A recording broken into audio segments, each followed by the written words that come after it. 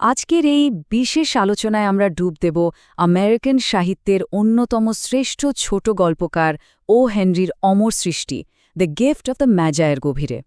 সত্যি বলতে এটি শুধু সাধারণ কোনো বড়দিনের গল্প নয়, এটি ভালোবাসা, চরম আত্মত্যাগ আর সত্যিকারের সম্পদের এক ভীষণ আবেগপূর্ণ উপাখ্যান। গল্পটা আমাদের এমন এক জগতে নিয়ে যায় যেখানে হয়তো জাগতিক বা বস্তুগত অনেক অভাব রয়েছে, কিন্তু ভালোবাসার কোনোই কমতি নেই। চলুন এই চমৎকার সাহিত্যকর্মটির গল্পটা একটু অন্যভাবে অনুভব করা যাক।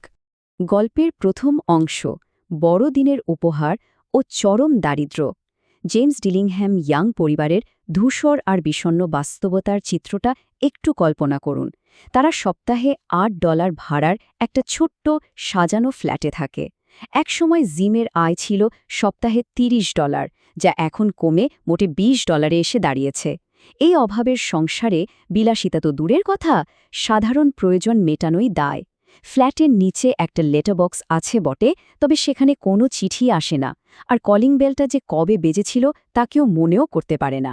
এই চরম দারিদ্র্যই হল আমাদের গল্পের মূল পটভূমি, যার সামনের ঘটনাগুলোকে আরও বেশি অর্থবহ করে তুলবে।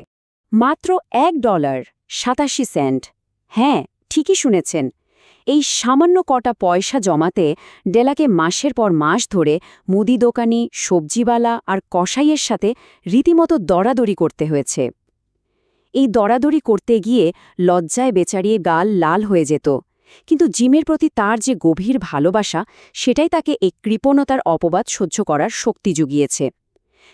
তিনবার টাকাটা গোনার পরও ফলাফল সেই $1.87। আর সবচেয়ে চিন্তার বিষয় হল আগামীকালই বড়দিন। এখন ভাবুন তো, এই সামান্য টাকা দিয়ে জিমের জন্য কিভাবে একটা চমৎকার উপহার কেনা সম্ভব? কোনো উপায় না দেখে ডেলা তাদের পুরনো জীর্ণ সোফায় লুটিয়ে পড়ে কাঁদতে শুরু করে দেয়। ঠিক এই চরম হতাশার মুহূর্তেই ও হেনরির সেই বিখ্যাত উক্তিটা যেন জীবন্ত হয়ে ওঠে।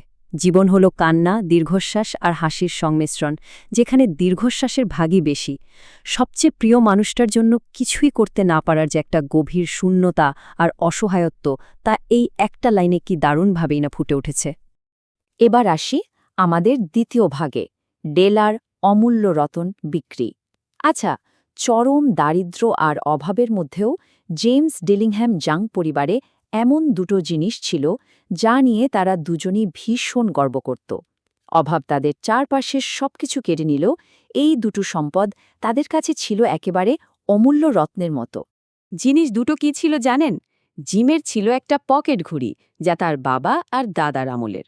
ও হেনরি তো মজা করে বলেছেন, স্বয়ং রাজা সলোমনও যদি তার ধন দৌলত নিয়ে তাদের বেসমেন্টে থাকতেন, জিমের এই সোনার ঘড়িটা দেখে ঈর্ষায় তিনি নিজের দাড়ি ছিঁড়তেন। অন্যদিকে ছিল ডেলার অপরূপ সুন্দর লম্বা বাদামি চুল, যা জলপ্রপাতের মতো তার পিঠে আছড়ে পড়ত। রানী সেবাও যদি উল্টো দিকের ফ্ল্যাটে থাকতেন, তবে ডেলার এই চুলের সৌন্দর্যের কাছে তার সমস্ত মণিমাণিক্য যেন একেবারে ম্লান হয়ে যেত।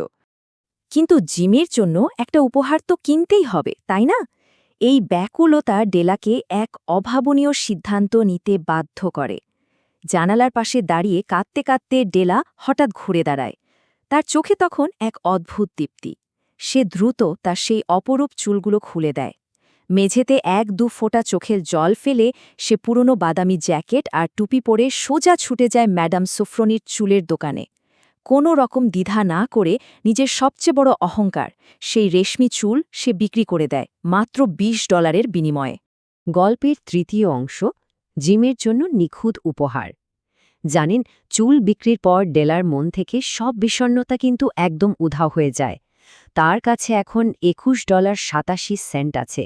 এক অদ্ভুত আনন্দে সে দোকান থেকে দোকানে ছুটতে থাকে, জিমের জন্য এমন একটা উপহার খুঁজতে যা জিমের ওই চমৎকার ঘড়িটার মতনই নিখুঁত আর মূল্যবান হবে।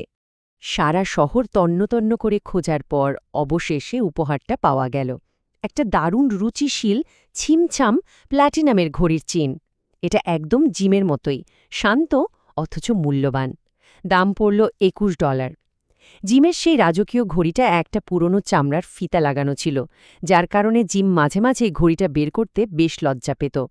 এই চেনটা সেই ঘড়ির জন্য একেবারে মানানসই। পকেটে বাকি থাকা 87 সেন্ট নিয়ে ডেলা তড়িঘড়ি করে বাড়ির দিকে রওনা দিল। কিন্তু বাড়িতে ফেরার পর ডেলার উত্তেজনা কিছুটা কমে গিয়ে সেখানে একটু ভয়ের উদয় হল। চুল কাটার পর তাকে ঠিক কেমন দেখাচ্ছে এই ভেবে সে বেশ ঘাবড়ে গেল। পরবর্তী ৪০ মিনিট ধরে সে কার্লিং আয়রন দিয়ে তার ছোট ছোট চুলগুলো কোকড়া করতে বসল, যাতে তাকে দেখতে কোনো স্কুল পালানো ছেলের মতো মনে হয়। সন্ধ্যার ৭টায় এসে জিমের জন্য কফি আর রাতের খাবার প্রস্তুত করে অপেক্ষায় রইল। আর ঠিক তখনই সিঁড়িতে জিমের পায়ের শব্দ শোনা গেল। ডেলা ভয়ে ফ্যাকাশে হয়ে মনে মনে প্রার্থনা করতে লাগল, ঈশ্বর যেন জিমের চোখে তাকে আগের মতোই সুন্দর রাখেন। এবার চতুর্থ পর্ব, উপহার বিনিময় ও বড় চমক। দরজা খোলে এবং জিম ভেতরে প্রবেশ করে। ছেলেটার বয়স মাত্র ২২ বছর, কিন্তু সংসারের ভারে সে এখনই বেশ ক্লান্ত। এই কনকনে শীতে তার একটা নতুন ওভারকোট দরকার, এমনকি তার হাতে কোনো গ্লাভসও নেই। গল্পটা এখন এক চরম উত্তেজনার মুহূর্তে এসে দাঁড়ায় যখন জিম প্রথমবারের মতো ডেলার দিকে তাকায়। জিম দরজার কাছে যেন পাথর হয়ে থমকে দাঁড়াল। সে ডেলার দিকে অদ্ভুত এক দৃষ্টিতে স্থির হয়ে তাকিয়ে রইল।